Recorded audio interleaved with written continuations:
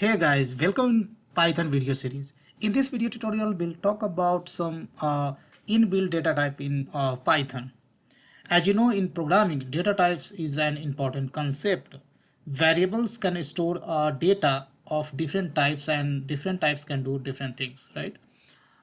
In this video tutorial, we'll discuss about the some pre-existing important data type in Python. So when we talk about the text type, then str is the basically a class basically we use in the Python to store text type. When we talk about the numeric data types, then we have a int, float, and complex. These are the basically numeric types that exist in the Python. When we talk about the sequence type, then list, tuple, and range we have.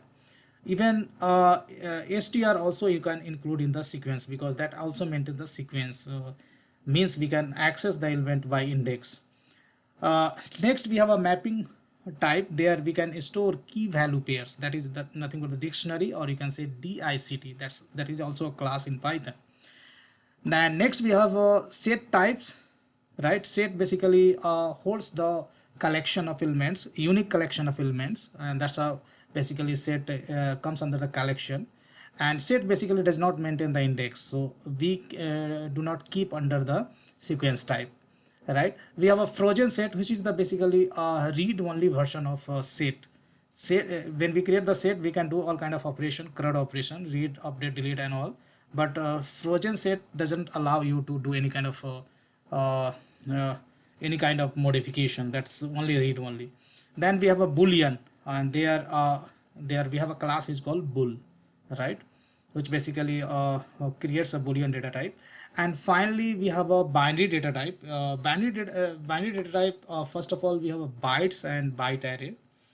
When we talk about the bytes and byte array, these two classes basically used for manipulating binary data type. And we have a memory view, right? So memory view basically we uses the buffer protocol to access the memory of other binary objects without needing to make a copy. And that's the basically these are the data type. Let's try to understand through an example. So let's start with here. Let's say I'm going to create a variable is called name, and here either in double quotes or single quote you can assign a value in this variable. And if you'd like to know what's the type of this variable, then simply this variable name you can pass to the function is called type, and this will give you the what type of variable is this. And if I run it by pressing shift F10, then here you can see this is type of a string, str. Now next we'll talk about the numeric data type. Now let's say I have a variable is called, let's say, data, and data I'm going to assign 100, right? And just I'm going to print value of data, right? So here let me create uh, two more copy, and here I'm going to assign 100.23, and then here 100 plus 200j, right? So the type of this variable data currently holding integer, so type of this variable would be, okay, so I was supposed to call type, right? Sorry guys, I forgot to call type. Now here same I have to print, and there shouldn't be any space, right, when you create a complex number. So now if I run it, then here you can see first a string which is given by this, then this data type, this is here a data is currently nothing but the integer, right? So int, and then again in same variable I have stored float. It is saying class is float, and here in same variable we have stored a complex data type, so it is saying class complex. So that's how we create a numeric data type like int, float, and complex. Now let's talk about the sequence type. We have a list, tuple, and range, right? So here let's say I'm going to create, let's say, names, right? And first of all we'll talk about the list. List usually we create using a square bracket. So in a square bracket you can have a collection of values, right? And list contains collection of values with duplicate, right? So here you can store a duplicate as well, right? And something like this. So whenever you assign a collection of values, right, values of course should be separated with a comma. Collection of value enclosed within the square bracket, and when you assign to some variable, that means your variable is type of list. So if you look into the type of this variable, of course this will print a type of list, means list is a class in basically Python. And here if I could create a tuple as well. Tuple should be enclosed within the round bracket, right? So now it would be the tuple. And one more thing I would like to create, like numbers, and here I'm going to call a function is called range, right? And when you range, here you can either supply single value or double value. Let's say I supply 10, so this will create a number starting from 0 till 9, right? If you specify, and there is some other overloaded method of range as well that we will talk in the another video, right? And here if you try to or type type of this numbers, it will print range, right? So let me run this program. So here you can see up to here we had already seen. Now here type of this guy is nothing but the list, then this is tuple, and this is range, right? And these all are classes, right? Now we have talked about this one as well, right? Now let's go to the mapping type, right? So here this is this DICT, that is nothing but a dictionary, right? So here you can create, like, let's say fruits, if fruits rate, right, and equals to, I'm going to create a curly bracket open and close, and between this I can give let's say fruit name is apple, and colon, this is the key, and value I'm going to just assign the price, let's say 240, and comma, next key value pairs I can give. So I'd say grapes, and here you can specify the value, let's say 400, again comma, I can give kiwi, and again I can give the value of this key is, let's say 800, something like this. And again you can check the what type of variable is this. So this will give you the type as dist, DICT, right? So let me show you. So now it is saying the type of dist, right? So dictionary is also a class in Python, DICT. Then we have a set and frozen set, right? So let's say set. So we have already used three kind of collection, like list, tuple, and dictionary. Now only one thing is pending, right? For set usually we create in the curly bracket, right? So here I can copy this one name itself, and I could assign this collection of values within a curly bracket, right?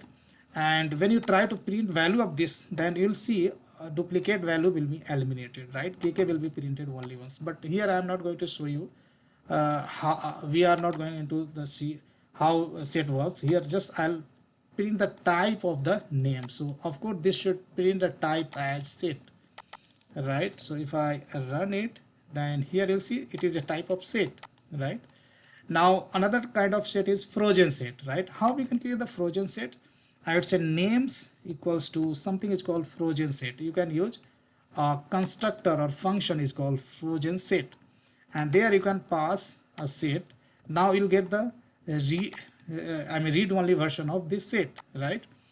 And of course we can print the what type of name is. Now this will tell you this is a type of frozen set, right? Now something is called bool, right? So you can create a boolean data type, of course. Let's say x equal to, I'm going to say, let's say true,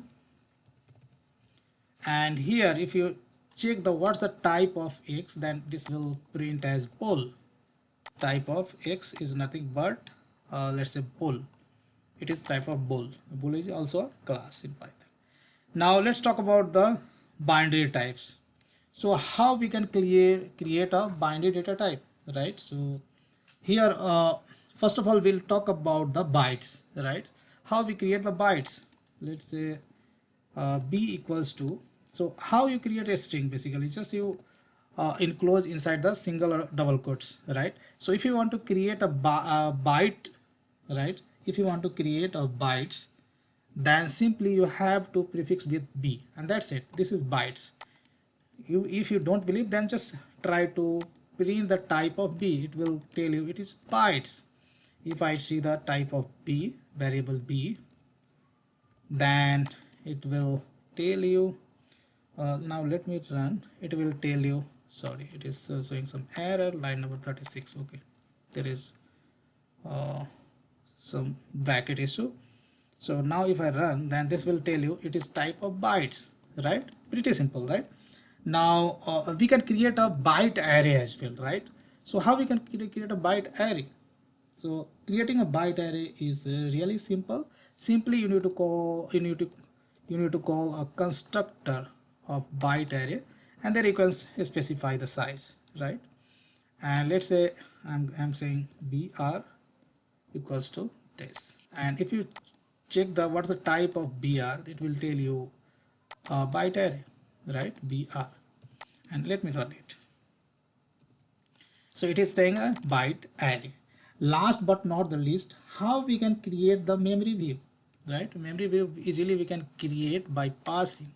We have a, so first of all we have a function memory view, and there you can pass bytes array, right? You can pass bytes array, and there of course you will have to specify the size. Let's say size 100, and you can assign to the some variable, let's say mv, right? If you pin the type of mb, it will tell you the type is nothing but the memory view, right? What is memory view? Already we have discussed. So if I run, then here is a memory view. So these all are classes in Python. Last but not the least, I would say, let's say p equals to, you can assign a value is called none. What is null? Null is nothing but the none is nothing but the null in Python. No value means null. Sorry, if I print, sorry, easily you can print type of, you can see the type of p as well, right? P, and if you see the type of p, then it is telling none type, right? So class is corresponding class of none is none type, right? So that's all I wanted to discuss in this video tutorial, guys. So these are the most important pre-existing data types in Python what I wanted to discuss in this video tutorial. So guys, big thank you for watching this video, and see you there in the next video tutorial.